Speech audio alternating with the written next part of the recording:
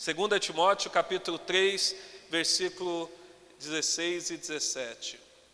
Diz assim: toda a escritura é inspirada por Deus e útil para o ensino, para a repreensão, para a correção, para a educação na justiça, a fim de que todo homem de Deus seja perfeito e perfeitamente habilitado para toda boa obra. Vamos fechar nossos olhos? Pai, graça nós te damos mais uma vez nessa noite, pela oportunidade, Senhor, de estarmos aqui reunidos, meu Deus, como igreja, pedindo a Deus que agora o Senhor fale aos nossos corações, pedindo a Deus que o Senhor abra o nosso entendimento, que seja um momento onde nós possamos aprender da sua palavra, Pai, em nome de Jesus.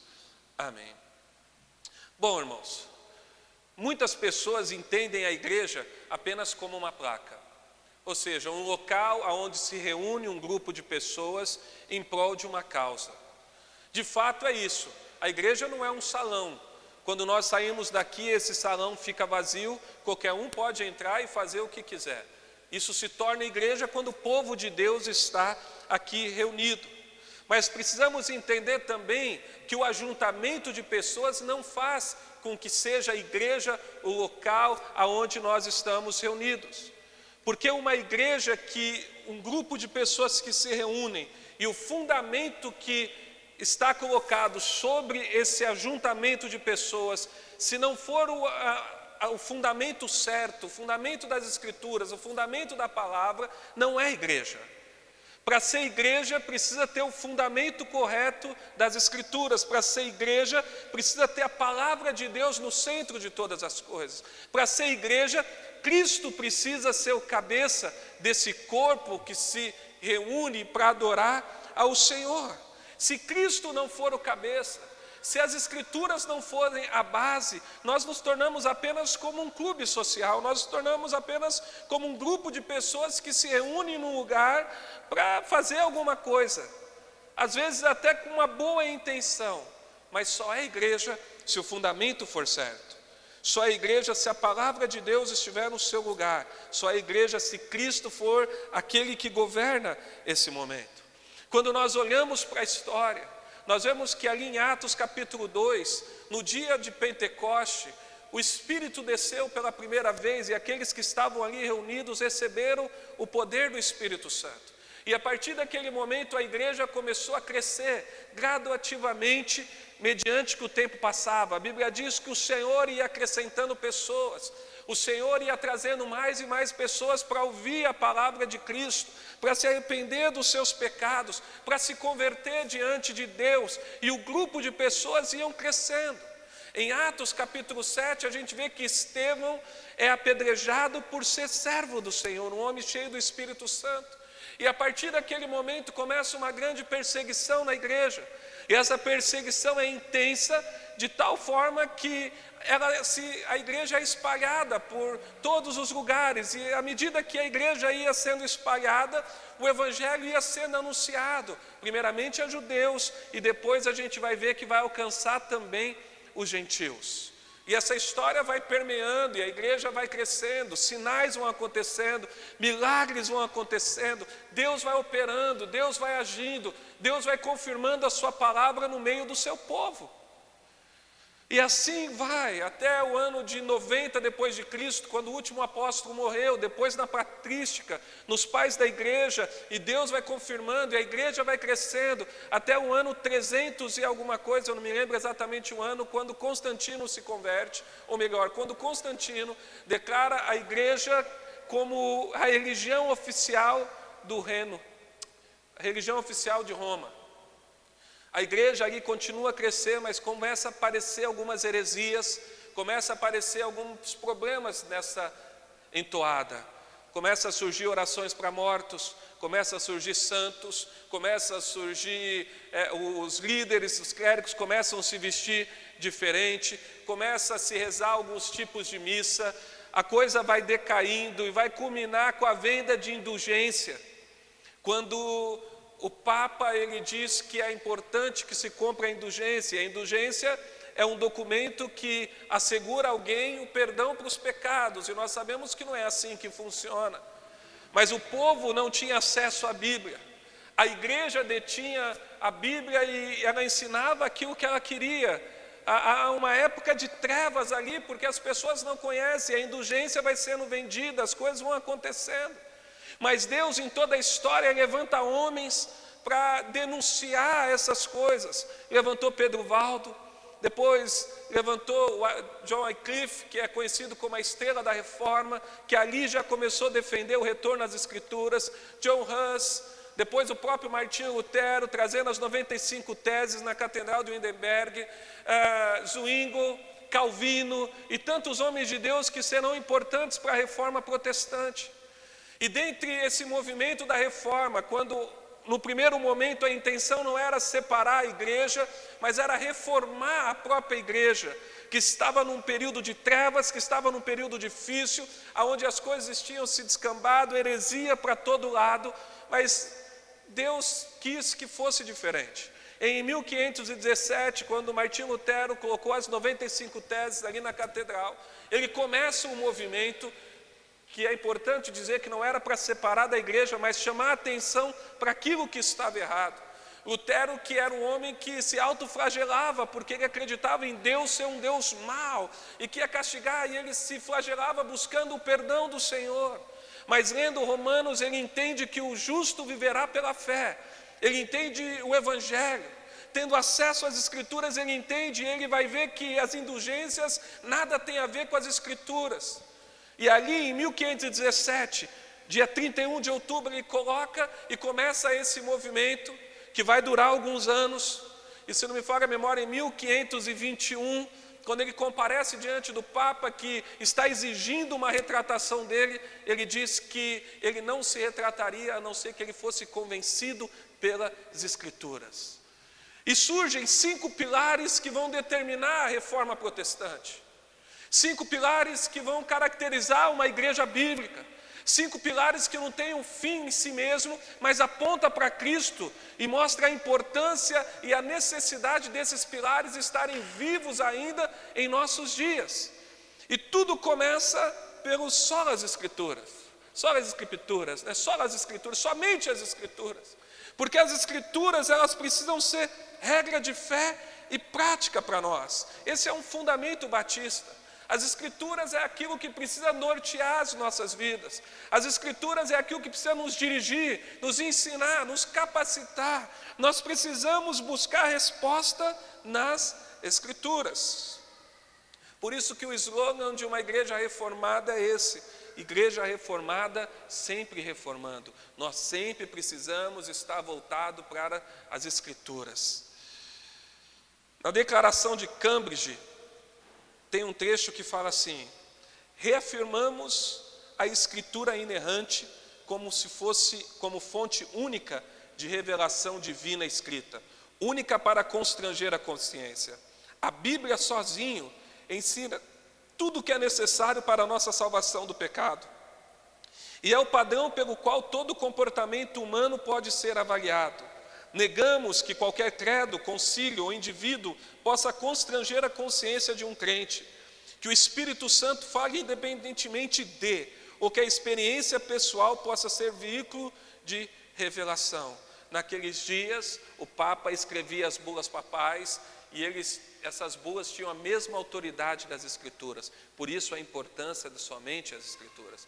Nos dias de hoje, nós não temos talvez bulas papais em nosso meio, mas nós temos revelações que são colocadas em pé de igualdade com as Escrituras, nós temos supostas profecias, nós temos um monte de situações na igreja moderna que se iguala e não deveria às Escrituras sagradas. As Sagradas Escrituras é a revelação de Deus para nós. Primeiro, porque as Sagradas Escrituras, elas são inspiradas por Deus e útil para o ensino. As Escrituras, elas são para nós superior a qualquer coisa, primeiro porque ela é inerrante.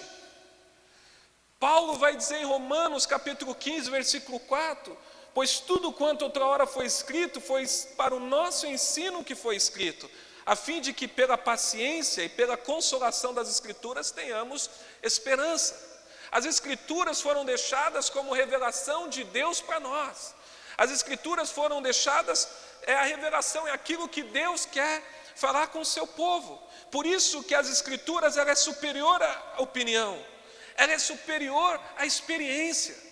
Não é que nós não podemos ter experiência, as experiências elas podem ocorrer, mas quando nós passamos por uma experiência, nós devemos avaliar essa experiência à luz das Escrituras. Se as Escrituras não tiverem de acordo com essa experiência, ela foi qualquer outra coisa, mas não foi experiência com Deus. Para ser experiência com Deus, precisa estar revelado nas Escrituras. Nas Sagradas Escrituras estão contidas as doutrinas de Deus.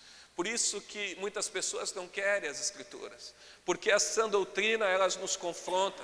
A sã doutrina, ela mostra que nós estamos errados. A sã doutrina mostra que a gente precisa reconhecer a nossa fragilidade. A sã doutrina, ela trabalha no nosso coração, trabalha em quem nós somos, e ela diz para nós que nós precisamos mudar, não só o nosso exterior, mas a motivação das nossas vidas. Porque quando a palavra vem sobre nós, ela penetra o mais profundo da nossa alma, ela vai no mais profundo do nosso coração, ela vai no lugar aonde ninguém tem acesso, somente nós mesmos. Ela mexe com os fundamentos daquilo que nós escondemos de todas as pessoas, ela trabalha no nosso íntimo.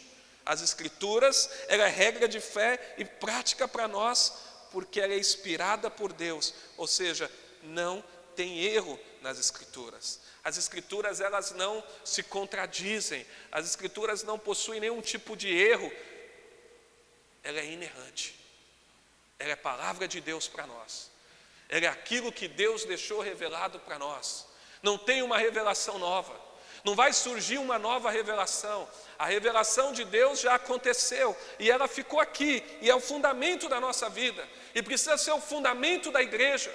Quando Deus levantou os apóstolos ficaram aí com a morte do último apóstolo em 90 depois de Cristo, que foi o apóstolo João. Nesse período, as Escrituras estavam recebendo o Novo Testamento estava acontecendo com as cartas, os fundamentos estavam sendo lançados na igreja, porque as cartas dos apóstolos, aquilo que eles escreviam, é o Novo Testamento para nós, é o fundamento da igreja. E quando você tem um fundamento já estabelecido, não tem como você trocar o fundamento. Eu não entendo de construção, mas eu tenho certeza que não dá para a gente trocar esse fundamento aqui por um outro. Já tem um fundamento nessa obra, e o fundamento já foi colocado. A igreja do Senhor já tem um fundamento, o fundamento é a Escritura. Não tem como nós mudarmos esse fundamento, não tem como nós mudarmos aquilo que Deus já estabeleceu como regra de fé e prática para as nossas vidas.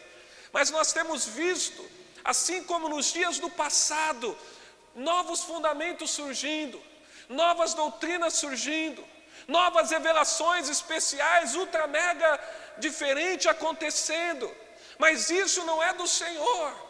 A Bíblia é aquilo que Deus já deixou estabelecido para nós. É por isso somente as Escrituras. Não há cristianismo fora da palavra de Deus. É por isso que a palavra de Deus é tão atacada.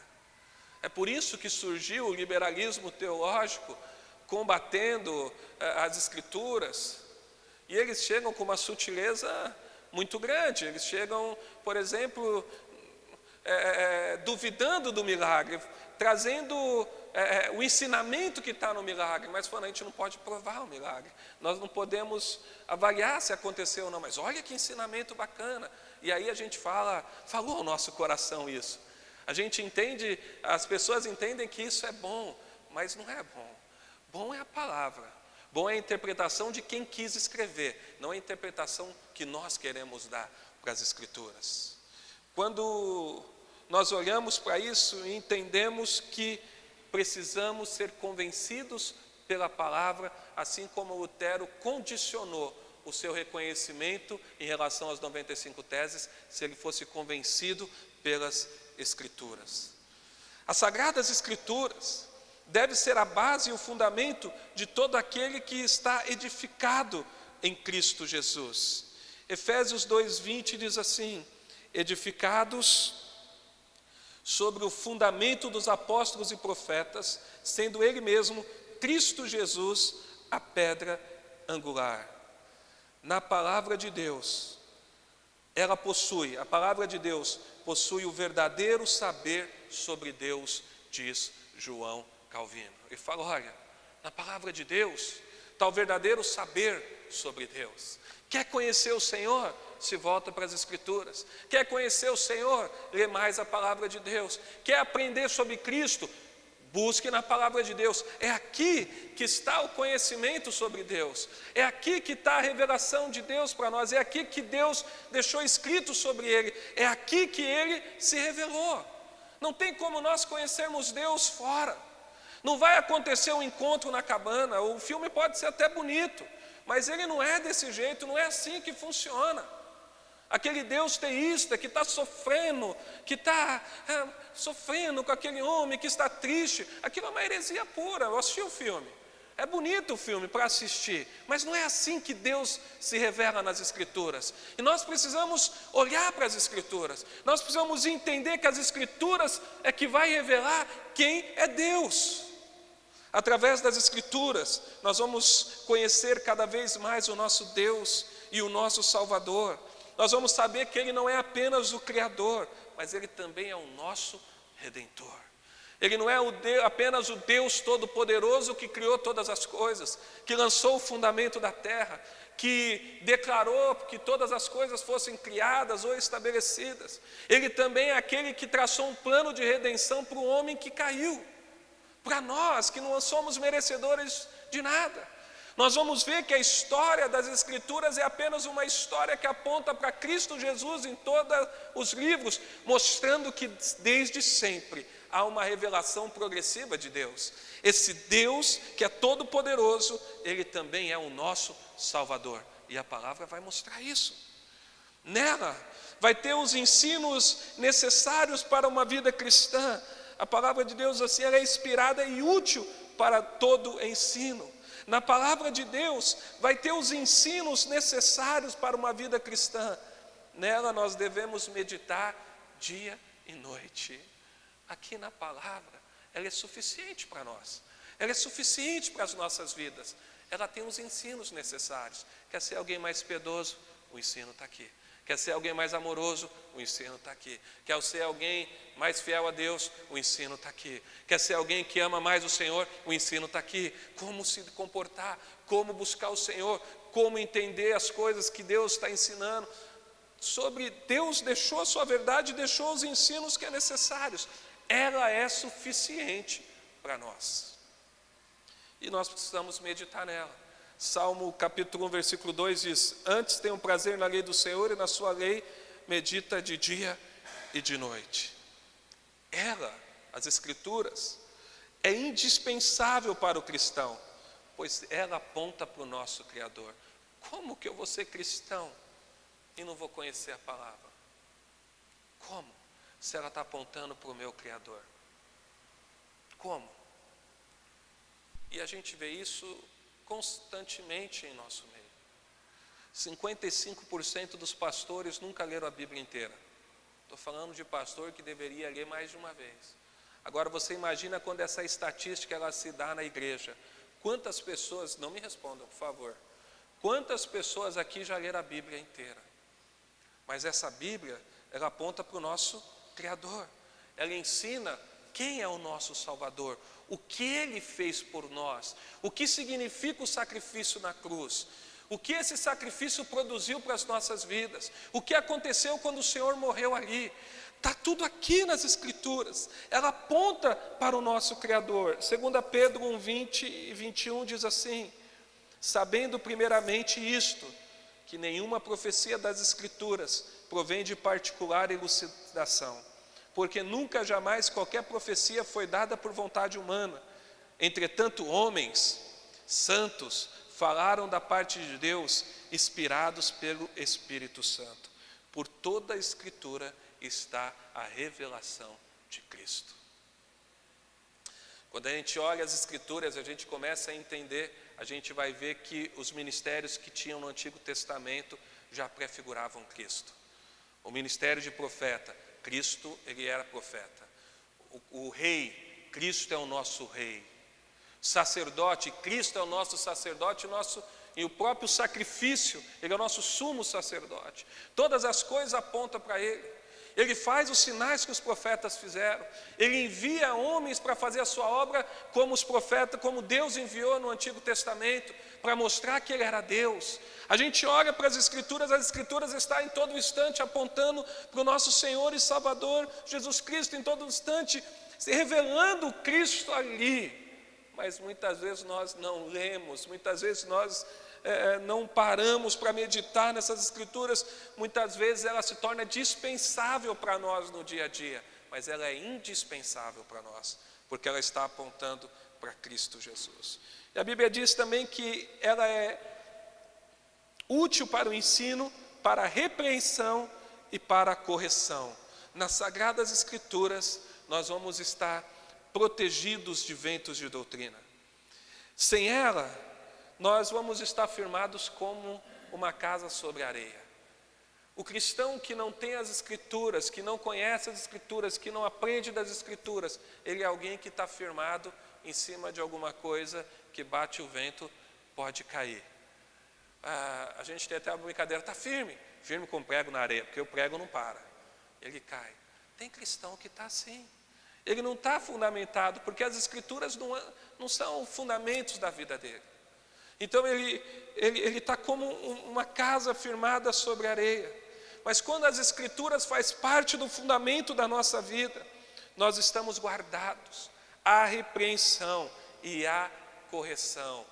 O pai ama o filho, o pai corrige o filho a quem ele ama. Tolice é achar que não corrigir o filho é prova de amor. É o contrário. Prova de amor é você estabelecer limites, é você corrigir os filhos. E Deus é o nosso exemplo. Ele corrige os seus filhos. E corrige como? Através das Escrituras, através das ministrações. A fé vem pelo ouvir e ouvir a palavra de Deus. Deus, Ele nos corrige, Ele nos repreende, Ele nos ensina. E quando nós estamos fundamentados, nós estamos livres de alguns erros que nós temos visto. Talvez o grande problema que nós estamos enfrentando nos nossos dias é o afastamento das Escrituras, o afastamento da palavra de Deus. A palavra de Deus não é aquilo que está no centro de todas as coisas. A palavra de Deus não é o firme fundamento. Então cada um faz aquilo que quer. Cada pastor, cada líder de igreja, de algum movimento, ele age do jeito que ele bem entende, quando na verdade as Escrituras é aquilo que deveria governar a igreja. Com o afastamento da palavra de Deus, começa a surgir os erros doutrinários. Os entendimentos sobre culto de Deus começam a ser invertido. O culto que deveria ser feito a Deus passa a ser feito em outra razão. O louvor que deveria ser um louvor para o Senhor passa a ser um louvor antropocêntrico, passa a ser um louvor para mexer com as emoções do homem. A palavra de Deus que deveria pregar a redenção, as boas novas, as boas notícias, passa a ser uma palavra de incentivo, de motivação, uma palestra motivacional como a gente tem nas empresas que nós trabalhamos. Aqui na igreja nós precisamos ter palavra de redenção, o evangelho sendo pregado, as boas notícias, o apontamento para Cristo e a sua obra. Mas o afastamento das Escrituras está distorcendo todo o culto bíblico. E isso não se limita apenas no conceito igreja. Isso se amplia na vida das pessoas que, ao não conhecer a palavra, começam a ter uma vida cristã medíocre. Ao não conhecer a palavra, dão testemunho, mau testemunho. Ao não conhecer a palavra, às vezes se posiciona em cima de uma opinião, quando na verdade o fundamento da opinião dele deveria ser as Escrituras. É por isso que quando a gente entra no Facebook, a gente não fica muito tempo, porque é irritante ver alguns tipos de comentários que surgem ali, alguns posicionamentos que surgem ali, porque você fala, meu Deus, não tem nada de Deus aqui. Às vezes a fala é bonita, às vezes se fala-se muito de amor, porque Deus é amor, mas Deus é justiça. Um dos atributos de Deus é o amor, mas outro atributo de Deus é a santidade. Um atributo de Deus é amor, mas um outro atributo de Deus é justiça. Então Deus é amor, mas é justo. Deus é amor, mas é santo. E a santidade permeia todos os outros atributos. E sem santidade ninguém verá Deus. E homem nenhum consegue santidade a não ser através de Cristo. A santidade definitiva, mas tem a santidade progressiva, que é a responsabilidade nossa de nos afastarmos do pecado. E nós precisamos do mover do Espírito em nossas vidas. E precisamos conhecer a palavra, porque ao conhecer a palavra ela nos liberta. Ao conhecer a palavra ela transforma a motivação. Ao conhecer a palavra nós somos alimentados. Agora, como ser um cristão que não estuda a palavra, que não lê a palavra, que não se alimenta? Vai ser raquítico espiritualmente. Vai ser limitado espiritualmente. Vai ser enfraquecido espiritualmente. Até nós, quando nós não comemos, a gente fica ruim, fica com fraqueza. Precisamos comer. Quem jantou hoje? Ninguém jantou? Quem jantou? Levanta a mão. Você vê o desânimo de vocês. É falta de comer. Tem um espaço de conviver hoje para comer depois. A gente precisa se alimentar para ser forte, irmãos, espiritualmente falando. Mas muitas igrejas, ao invés de se apoiar nas Escrituras, têm se apoiado em homens, têm se apoiado nas tradições, têm se apoiado em outras coisas que não são as Escrituras. E aí, em virtude disso, a gente vai ver um crescimento desenfreado do misticismo. O mesmo misticismo que estava lá no passado, mas nos dias de hoje, coisas místicas dentro da igreja. É o sabonete que lava o pecado, não é mais o sangue de Cristo. Ele pega um sabonete lá na igreja, chega em casa e toma banho com o sabonete. É a vassoura que varre os maus olhados, e aí põe a vassoura, faz macumba, simpatia dentro da igreja. É o sal que agora tem um poder diferente. É a água que cura. É o lenço que opera milagres. É o suor, uma coisa mais anti-higiênica que isso, que passa na pessoa e traz cura. É a oferta alçada, que a pessoa dá mais do que ela pode em troca de uma bênção financeira. Começa a surgir o misticismo. Também surge o liberalismo, que nós já falamos. Surge o sincretismo religioso. As pessoas começam a pegar coisas pagãs e trazer para dentro da igreja como algo bom. Sincretismo nada mais é do que pegar uma festa pagã e trazer e transformar essa festa em agora cristã. Isso acontece ou não acontece nos nossos dias? A gente tem visto isso ou não tem? Afastamento da palavra tem produzido isso. Igrejas que ao invés de estar promovendo o evangelho, estão promovendo festas festas que são feitas para santos, festas pagãs, e tem trazido para dentro da igreja. Também tem surgido um pragmatismo desenfreado. Não importa o meio, importa o resultado, por causa do afastamento das Escrituras. Para o cristão, importa o meio sim, não é só o resultado. Qual é o meio que nós estamos utilizando? Qual é o meio que nós estamos... Nós precisamos entender que para o cristão não pode haver pragmatismo. Às vezes a gente vai em alguns encontros de pastores e aí começa a conversa, vai, conversa, vem, o pastor vira e fala: o que você está fazendo lá na tua igreja que está dando certo para me fazer aqui? É o pragmatismo religioso. A realidade de cada igreja, o melhor de Deus para cada igreja, ela tem que acontecer na sua localidade. O nosso modelo é Cristo, o nosso modelo é as Escrituras. Mas o pragmatismo tem entrado fortemente. Fortemente. Veja bem que as igrejas estão perdendo até a sua autonomia na localidade. Existem igrejas que a mesma palavra que acontece lá não sei na onde, é a palavra que acontece aqui, que acontece na outra cidade, que acontece na outra igreja, como se a realidade fosse a mesma de todo mundo. As realidades são diferentes, os públicos que frequentam a igreja são diferentes, são todos pecadores, isso é a única igualdade que existe, mas a realidade de cada igreja, ela muda. E aí, aquele que vai pregar ali precisa orar ao Senhor para ver o que Deus quer falar com aquela igreja, o que é importante para aquele grupo de pessoas que frequentam aquela igreja. E aí, práticas que geram falência nos púlpitos, práticas que geram falências, palavras que não produzem resultados cristãos na vida das pessoas, palavras que não alimentam as pessoas. Um dia, atendendo uma pessoa que não é da nossa igreja, foi pastor 2 anos numa igreja, 2 anos sem me alimentar, 2 anos sem ouvir o Evangelho praticamente. Falência nos púlpitos é o que mais tem acontecido em nossos dias. Pastores que não estudam para pregar, pastores que não se preparam para pregar, aí vem na igreja e fica falando 40 minutos, enchendo a linguiça, não fala nada com nada, não alimenta o povo. Pessoas que às vezes ficam uma vida e não compreendem, não sabem nada das Escrituras, porque não é ensinado. Por quê? Porque às vezes a liturgia nesses locais são rituais pagãos, abandono da teologia pelo estudo desenfreado do comportamento humano, mensagens focadas na psicologia, mensagens focadas em outras coisas menos no Evangelho. Pastores que pegam um texto, saem do texto, nunca mais voltam para o texto.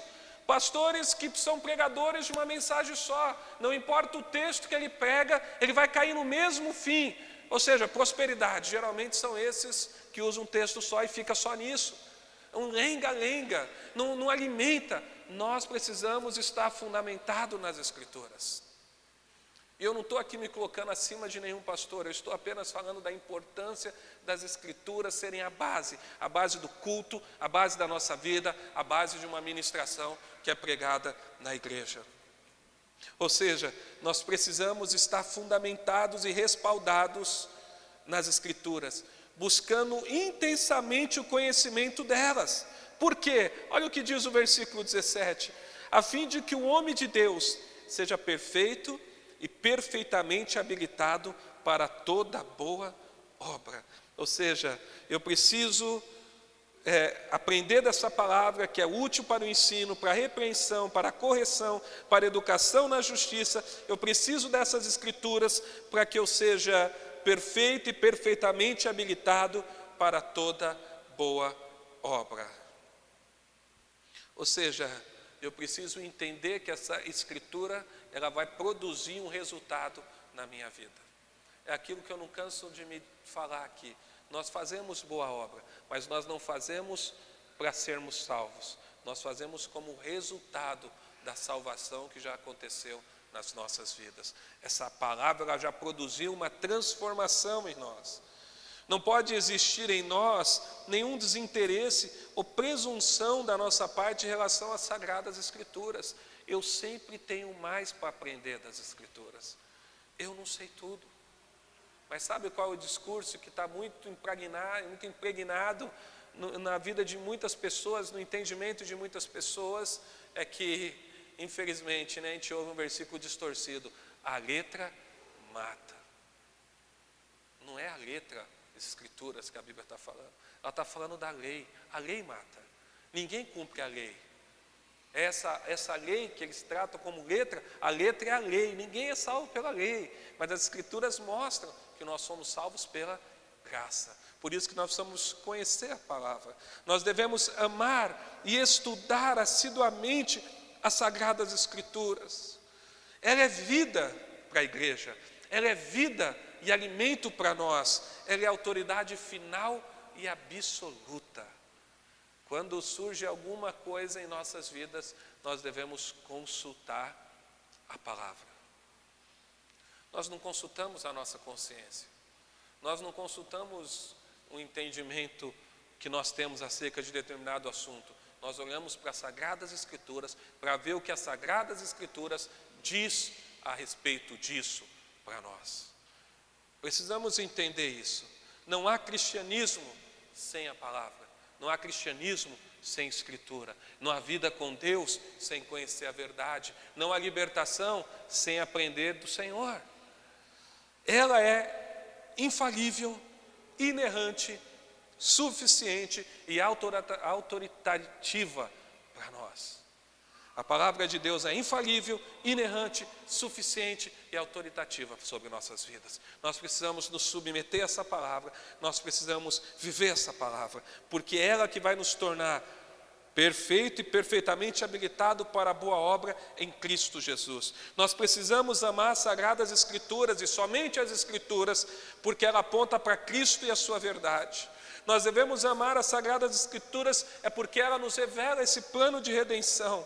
Ela mostra o sacrifício de Cristo na cruz, ela mostra a nossa incapacidade de sermos salvos, ao mesmo tempo que ela mostra para nós o seu favor, o favor imerecido de Deus em nossas vidas.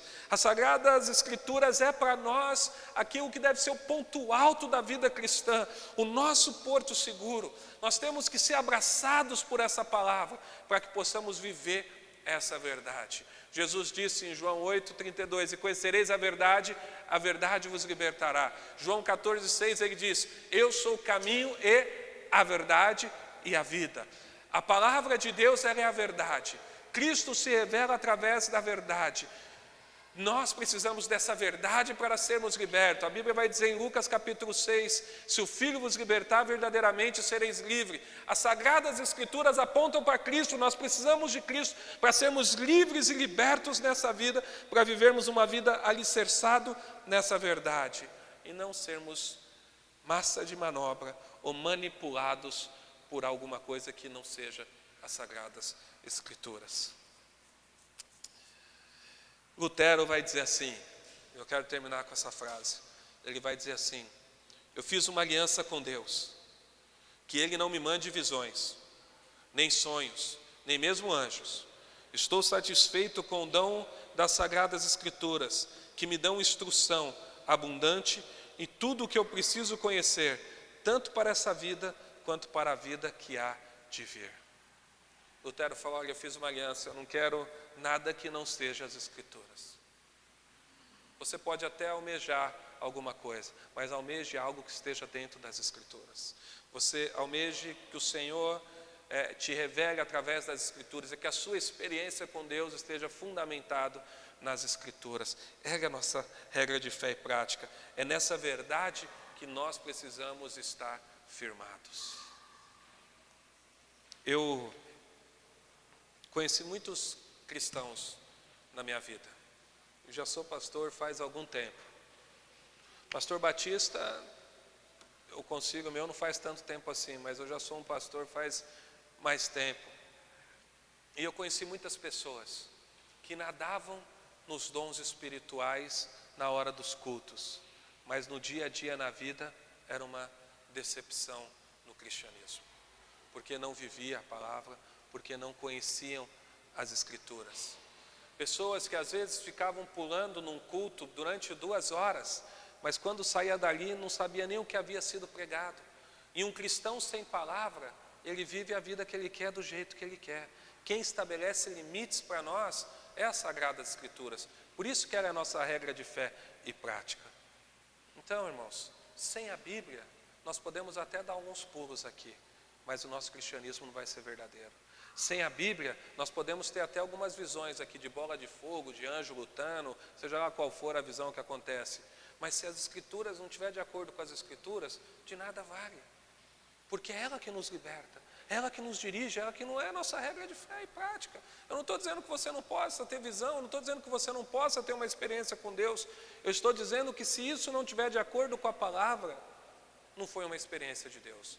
Quando nós temos uma experiência, nós temos que olhar para as Escrituras. Eu tive uma experiência um dia com Deus, irmãos. Eu estava orando no meu quarto, eu tinha 15 para 16 anos, e estava muito gostosa aquela oração. E eu estava ali orando, eu estava clamando a Deus, e estava um momento, eu estava animado para orar, e eu peguei minha Bíblia, e eu coloquei a mão, falei, agora o Senhor vai falar comigo, Deus, e eu abri a Bíblia e coloquei o dedo. E aí o versículo foi, eis que te porei sobre uma cama. Esses dias eu achei o texto, está lá em 1 Reis. Acabou a oração. Fiquei com medo de ir para a cama, falei, será que eu pequei? Será que eu fiz alguma coisa? Lá vai eu de madrugada na casa do pastor. Aquela experiência não tinha nada de Deus. Aquilo foi uma loucura, abrir a Bíblia e pôr o dedo e achar que Deus vai falar, como uma loteria, como uma caixinha de promessa. E às vezes nós fazemos isso na inocência, mas não é assim. Você pode ler a Bíblia, Deus vai falar com você, Deus vai se revelar. O que eu estou querendo dizer é que a experiência, quando ela não tem a ver com Deus, ela não passa de algo que aconteceu. As Sagradas Escrituras é que devem ser a regra de fé e prática na minha vida. Ela é a autoridade máxima na igreja.